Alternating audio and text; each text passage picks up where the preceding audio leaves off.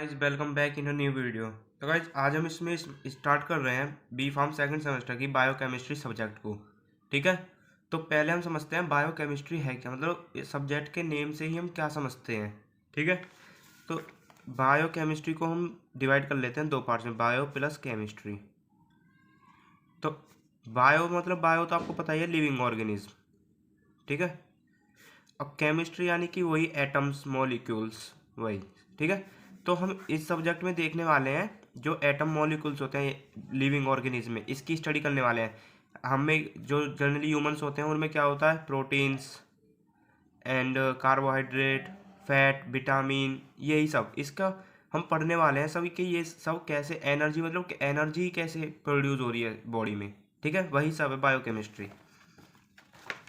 ये केमिस्ट्री की डेफिनेशन है वही, it is the branch of science deals with the study of chemical nature and behaviour of compound matter. वही है branch, science की वही ब्रांच जो केमिकल नेचर को हम स्टडी करते हैं उसको केमिस्ट्री। बायोकेमिस्ट्री वही होगी जो भी मैंने आपको समझाया।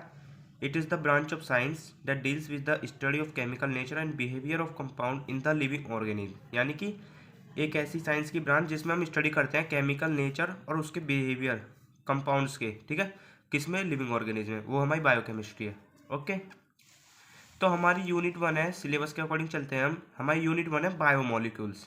ठीक है, पहले हमको पढ़ना है बायोमोलिक्यूल्स क्या है और देन उसका क्लासिफिकेशन। ओके, तो बायोमोलिक्यूल्स क्या है, बायो प्लस मॉलिक्यूल्स। तो बायो मतलब वही हो गया हमारा लिविंग ऑर्गेनिज्म, और मॉलिक्यूल्स यानी कि वही एटम्स, कंपाउंड, यही सब। ठीक है, मतलब वही वही है बायोकेमिस्ट्री। बायो मॉलिक्यूल्स में मॉलिक्यूल के बारे में पढ़ेंगे, मॉलिक्यूल जो भी हमारे लिविंग ऑर्गेनिज्म है उसका हम देखने वाले हैं। ठीक है, तो biomolecules also known as the biological molecules. ठीक है, अब biomolecule is a chemical compound found in living organism, यानी कि बायोमोलिक्यूल ऐसे केमिकल कंपाउंड है जो कि लिविंग ऑर्गेनिज्म में पाए जाते हैं। ठीक है, अब हम बायोमोलिक्यूल पढ़ रहे हैं तो हमें इसकी नीड कहाँ है, क्यों पढ़ रहे हैं हम इसको। ठीक है, तो आपने देखा होगा हम प्रोटीन खाते हैं, कार्बोहाइड्रेट लेते हैं, इसको हम क्यों लेते हैं, क्यों जरूरी है ये बॉडी के लिए, क्योंकि इन ग्रोथ मतलब ग्रोथ के लिए ये बहुत इंपॉर्टेंट है। डेवलपमेंट, शरीर के मतलब बॉडी के डेवलपमेंट में, डेवलप हो गया शरीर इससे। ठीक है, एंड नीड एनर्जी, एनर्जी भी हमको फूड से ही मिलती है। फूड में क्या रहता है, विटामिन, फैट, यही सब। ठीक है, और सर्वाइवल, सर्वाइवल यानी कि जीने के लिए। ओके, अब हमको पढ़ना है इसका क्लासिफिकेशन, बायोमोलिक्यूल्स का क्लासिफिकेशन। ठीक है, तो हम इसको पहले क्लासिफाई करते हैं on the basis of size of biomolecules, यानी कि साइज के ऊपर। तो ये टू टाइप्स के हैं, माइक्रोमोलिक्यूल्स और मैक्रोमोलिक्यूल्स। आप नेम से ही समझ गए होगा, माइक्रो एंड मैक्रो। माइक्रो यानी कि छोटे एंड मैक्रो यानी कि बड़े।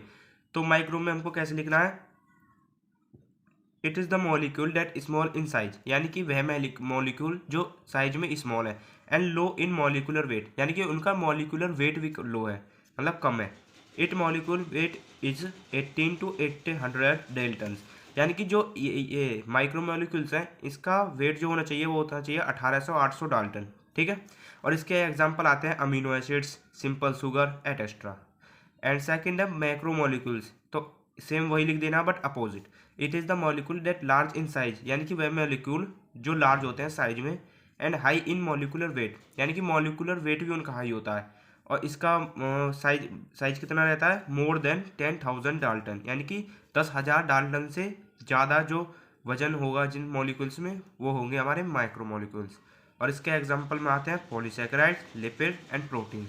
ओके, अब इसका सेकंड क्लासिफिकेशन देखते हैं on the basis of absence of presence of carbon, यानी कि हम देखेंगे जिनमें कार्बन है प्रेजेंट और जिनमें कार्बन नहीं है प्रेजेंट। तो फर्स्ट होता है हमारा ऑर्गेनिक बायोमोलिक्यूल्स एंड सेकंड है इनऑर्गेनिक बायोमोलिक्यूल्स। तो ऑर्गेनिक क्या होता है, जिसमें कार्बन प्रेजेंट होता है सिंपली, और इनऑर्गेनिक जिसमें कार्बन प्रेजेंट ही नहीं होता है। तो organic biomolecules those molecule contain carbon atom. ठीक है, एंड एग्जाम्पल इसके carbohydrate, lipid, amino acid. And second है इनऑर्गेनिक बायोमोलिक्यूल्स जिसमें do not contain carbon atom, जिसमें कार्बन आइटम नहीं होता है। इसका एग्जांपल है water, mineral and gases. Okay, आगे बात करते हैं यूनिट नंबर में ही हमारे 4-5 कंपाउंड दे रखे हैं, उनका हमको सब कुछ पढ़ना है, यानी कि उनके बारे में थोड़ा introduction, classification, structure and significance. ठीक है, तो हम बात आज इस वीडियो में बात करेंगे सिर्फ कार्बोहाइड्रेट की।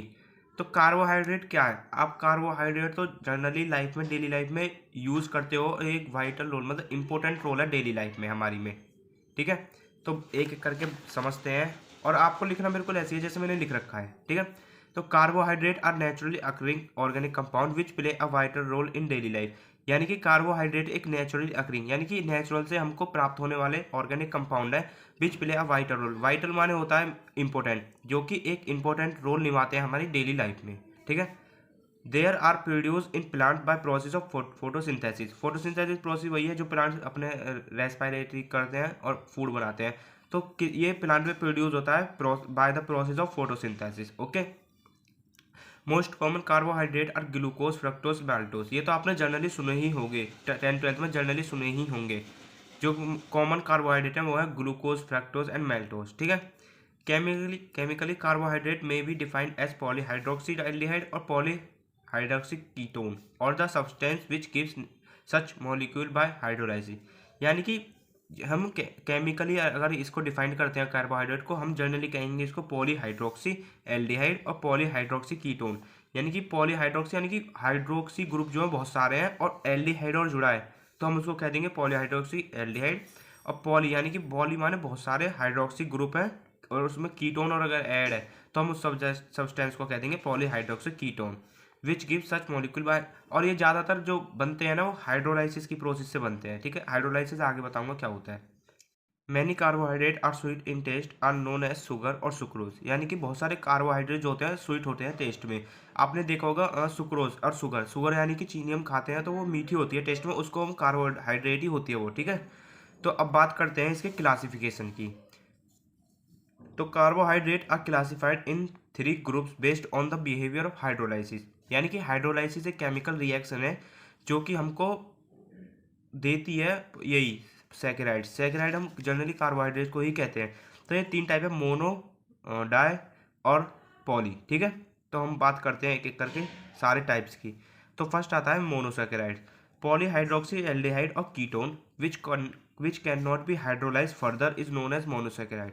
यानी कि ऐसे पॉलीहाइड्रोक्सी एल्डिहाइड और कीटोन, पॉलीहाइड्रोक्सी एल्डिहाइड और पॉलीहाइड्रोक्सी कीटोन वही है हमारे कार्बोहाइड्रेट, मैंने ऊपर बता दिया आपको। Which can not be hydrolyse further, यानी कि एक बार हाइड्रोलाइज होके दोबारा हाइड्रोलाइज नहीं हो सकते, उसको हम कहते हैं मोनोसैकेराइड, ठीक है। और इसके जनरली एग्जांपल है glucose and fructose, okay. Guys अब देख लेते हैं मोनोसैकेराइड के स्ट्रक्चर। ये फर्स्ट है glucose. In glucose there are aldehyde group. यानी कि ग्लूकोज में जो होता है एल्डिहाइड ग्रुप होता है और इसको हम कहते हैं पॉलीहाइड्रोक्सी एल्डिहाइड, ठीक है। क्योंकि इसमें एल्डिहाइड ग्रुप है तो हम इसको पॉलीहाइड्रोक्सी एल्डिहाइड कहेंगे। और इसमें क्या है, CHOH, COHH और ये मतलब चारों सेम है। नीचे CH2OH एल्कोहल और CHO यानी कि एल्डिहाइड ऊपर जुड़ जाएगा, ठीक है। और इसको हम it is known as grape sugar, इसको हम ग्रेप शुगर भी कहते हैं। इट इज़ एन एल्डोहेक्सोज, ये एक एल्डोहेक्सोज है यानी हेक्सोज और हेक्सोज यानी कि 6। इट इज़ लेस लिपोजेनिक, यानी कि ये लिपिड कम कंटेंट करता है तो इसको हम लेस लिपोजेनिक कहते हैं। Preferred as energy source for body, हम इसको प्रेफर करते हैं as a energy source for body, ठीक है। और ये सेकंड है fructose. In fructose there are ketone group, यानी कि सेम वही है बस इसमें कीटोन ग्रुप लग जाएगा, ये रहा ये कीटोन ग्रुप है, ठीक है। सेम वही है, इसको हम पॉलीहाइड्रोक्सी कीटोन भी कहेंगे, okay. It is known as fruit sugar, वो ग्रेप शुगर है, ये फ्रूट शुगर है। It is a keto hexose, आपने देखा वो एल्डो हेक्सोज और ये कीटो, यानी कि उसमें एल्डिहाइड ग्रुप है, इसमें कीटोन।